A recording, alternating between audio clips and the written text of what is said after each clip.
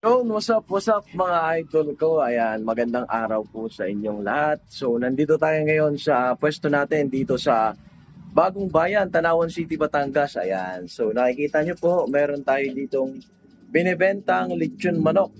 Ayan.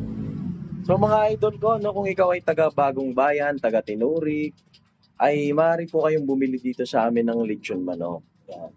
So ang flavor po natin dito ay classic lamang, hindi masyadong matamis at hindi rin matabang.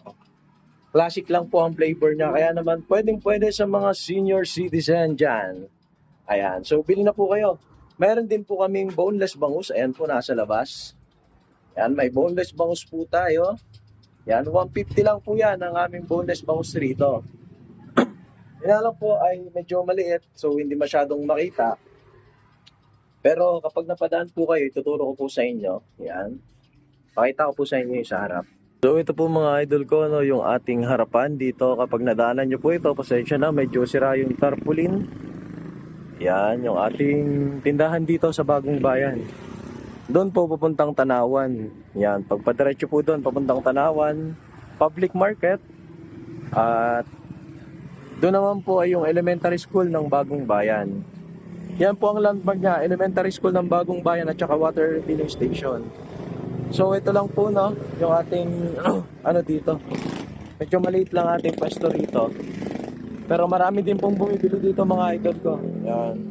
May boneless bangus tayo, ayan. 300 lang po. So malaki na siya, 150 kalahati. Sa ngayon wala tayong yempo. Gawa ng medyo mahal pa ang presyo ng sariwa. Kasi ang ginagamit natin sa yempo ay yung sariwa po. Hindi po tayo gumagamit dito ng frozen. So ayan po mga idol ko, no? Napakagaganda ng ating manok at malalaki. 300 pesos lamang yan mga idol ko. At yun na nga mga idol ko, nakita nyo na po ang harapan namin dito sa Bagong Bayan, yung ating tindahan dito. Ayan, ang ating lechon manok po ay may kasama ng libreng lechon sauce na napakasarap. Bagay na bagay po ito para sa ating lechon manok. Ito mga idol ko, oh. Yan, so araw-araw po ito, bago. Kasi laging nauubos yung ating sauce. Kasi yung mga manok natin, marami tayong laging customer. Kaya laging bago po ang sauce natin rito. Ang bagay na bagay po. Kaya naman mga idol ko, ayan, puntahan natin yung isang pwesto doon sa Bagong Bayan din dito na may 7-Eleven. Ayan, para mas malapit po sa Victory Mall. Ayan mga idol, kasi mag-alas 6 na. Ayan.